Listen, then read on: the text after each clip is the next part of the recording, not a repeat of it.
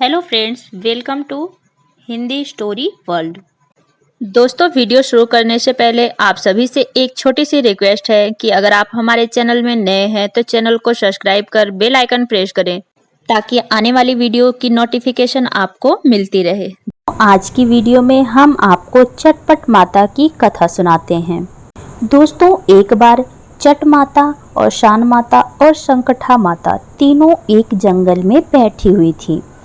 तभी तीनों जन आपस में बातें करने लगे कि हम में से बड़ा कौन है।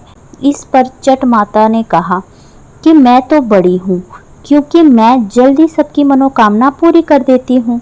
उसके बाद चट माता की बात सुनकर और शान माता ने कहा, नहीं नहीं, मैं बड़ी हूँ, क्योंकि मैं सबकी मनोकामना पूरी कर देती हूँ और जो निसंतान होते हैं उनको संतान भी देती हूँ।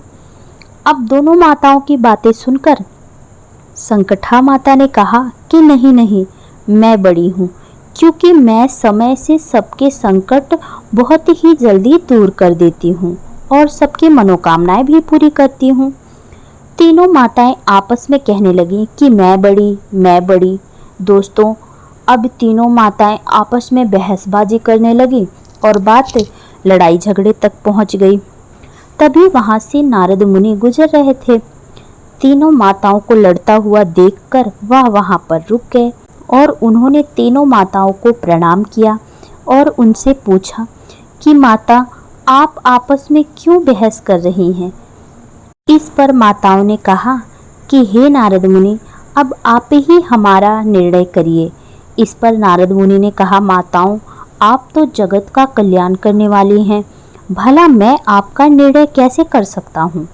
इस पर माताओं ने कहा, नहीं नारद जी, इस बार आपको निर्णय तो करना ही पड़ेगा। बात सुनकर नारद मुनि ने कहा कि हे माता, ऐसी कौन सी समस्या है जिनका समाधान आप स्वयं नहीं कर पा रही हैं। नारद की बात सुनकर माताओं ने कहा कि हम में से बड़ा कौन है, हम इस बात का निर्णय करना चाह रहे हैं और इसी बात पर हमारा विवाद हो गया है। यह बात सुनकर नारद जी बड़े अचंभे में पड़ गए और बोले, यह तो बड़ी गंभीर स्थिति है। अब मैं किसको बताऊं बड़ा कौन है और कौन छोटा है। अगर मैं किसी माता को छोटा बता दिया तो वह क्रोधित हो जाएंगी। इससे अच्छा मैं यहाँ से चुपचाप निकल जाऊं।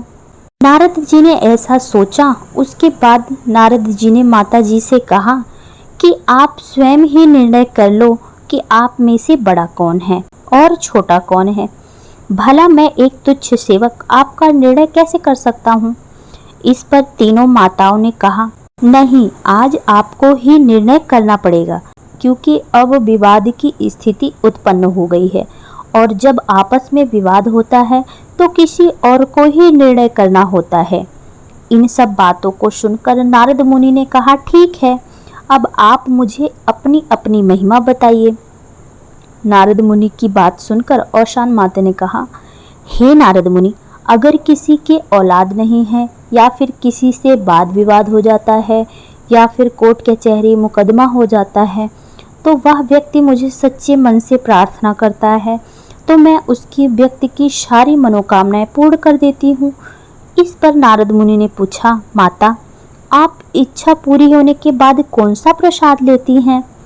तब औशान माता ने कहा, इच्छा पूरी होने के बाद हमारी पूजा करी जाती है और हमें प्रसाद चढ़ाया जाता है। पर माता ने नारद मुनि को बताया कि हमारा प्रसाद सवाया लगकर चढ़ता है, जैसे 1.25 किलो, 1.25 मन, जितनी उस व्यक्ति की इच्छा हो, उसकी श्रद्धा हो।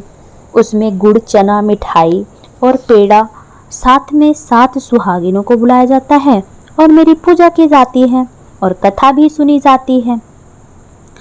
इस पर माता की बात सुनकर नारद जी बोले, ठीक है। अब उन्होंने संकठा माता से पूछा कि हे माता रानी, आपकी क्या महिमा है। इस पर संकठा माता ने कहा कि हे नारद मुनि, हमारी भी पूजा कुछ इसी तरीके से होती है। सवाया प्रसाद होता है और साथ में सुहागनें आती हैं और एक कन्या और एक विधवा आती है और हमारी पूजा की जाती है। हमारे प्रसाद में भी चावल के आटे में पंचमेवा, चीनी, गाय का दूध, तुलसी दल मिलाकर उसका लड्डू बनाया जाता है और बराबर बराबर बांट दिया जाता है। जैसे मेरा नाम संकटा है, वैसे ही मैं सबके संकट दूर कर देती हूँ। नारद जी ने कहा, ठीक है माता। अब उन्होंने चट माता से पूछा कि माता आप बताइए, आपकी क्या क्या महिमा है। इस पर चट माता ने कहा, मेरी ऐसी कोई भी महिमा नहीं है। मुझे जो कोई सच्चे मन से याद कर लेता है और मुझे कोई सच्चे मन से प्रार्थना कर लेता है तो मैं उसके संकट तुरंत ही दूर कर देती हूँ, और जैसे ही उस व्यक्ति की इच्छा पूरी हो जाती है वह मुझे प्रसाद चढ़ाता है और मेरी पूजा करता है। जैसे मेरा नाम चट है, वैसे ही मैं चटपट सबकी मनोकामनाएं पूर्ण कर देती हूँ और वह तुरंत मुझे प्रसाद चढ़ा देते हैं। इस पर नारद मुनि ने कहा कि माता आपका प्रसाद क्या है। इस पर चट माता ने कहा कि मेरा कोई भी प्रसाद नहीं है, जितनी जिसकी श्रद्धा हो उसी के हिसाब से मेरा प्रसाद हो जाता है। मेरा कोई नापतोल नहीं है। हमारी पूजा में भी 7 सुहागन स्त्रियों को ही बुलाया जाता है और कथा सुनी जाती है, पूजा की जाती है। और चट माता ने कहा कि मेरी पूजा में जो प्रसाद होता है वहीं पर खा लिया जाता है और यह प्रसाद घर पर नहीं लेकर जाया जाता है। तो इस पर नारद मुनि ने पूछा, हे माता, इस जूठे प्रसाद का क्या होता है। इस पर चट माता बोली कि हे नारद मुनि, इस प्रसाद को जमीन में गड्ढा खोदकर दबा दिया जाता है। इस पर नारद मुनि ने कहा कि वाह माता जी, सबसे बड़ी तो आप ही हैं, क्योंकि आपके लिए ज़्यादा कुछ तो करना ही नहीं पड़ता है। आप तो चटपट में सबकी मनोकामनाएं पूर्ण कर देती हैं और आपकी भी चटपट में हो जाती है पूजा, इसलिए सबसे बड़ी तो चट माता हैं। दोस्तों, इसलिए जो कोई भी यह कहानी सुन रहा है अथवा कह रहा है, माता रानी उसके सभी दुखों को दूर करें। बोलो माता रानी की जय। दोस्तों, कहानी कैसी लगी कमेंट करके ज़रूर बताइएगा। मिलते हैं कुछ अगली कहानी में, तब तक के लिए राधे राधे।